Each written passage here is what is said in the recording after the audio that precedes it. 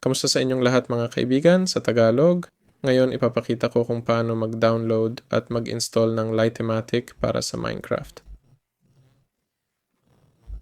Para dito, kakailanganin muna natin ang Fabric. Pumunta sa Fabric Minecraft sa Google, i-type ang Fabric, i-click ang download, para sa Windows. Susunod, pumunta sa Google, i-type ang Litematica Fabric, pumasok, mga file, at i-download. Oo, nag-download ako para sa pinakabagong version. I-click ang download. Susunod, kailangan natin ng malilib. Ganun din, pumasok, pumunta sa unang tab, mga file, at para sa version ng huling 21.10, i-download. Kailangan din natin ng Fabric API. Pumunta sa Google, Fabric API, mga file, at i-download ang pinakabagong snapshot.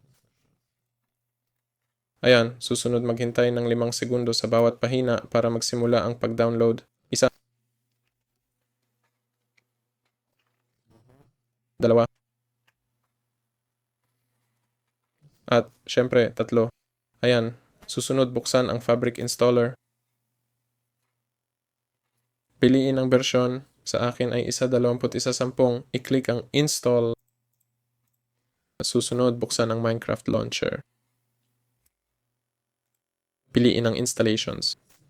Tulad ng nakikita ninyo, Fabric 1 2110, i-click ang folder ng installation, tapos pumunta sa mods. At dito, ilagay natin yung 3 mods natin ganito.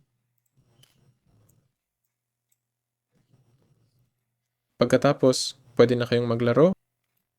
Kung hindi kayo makapasok sa installation folder gamit ang Minecraft Launcher, kailangan ninyong i-type ang run, tapos i-type ang %updata%, i-click ang OK. Sige, ulitin ko. Masyadong mabilis yon. Ganito yung command. I-click ang OK, piliin ang .minecraft, scroll pababa, piliin ang mods. At ito yung folder. Pagkatapos, piliin lang yung launcher na gusto ninyo at maglaro. Tapos paalam sa lahat.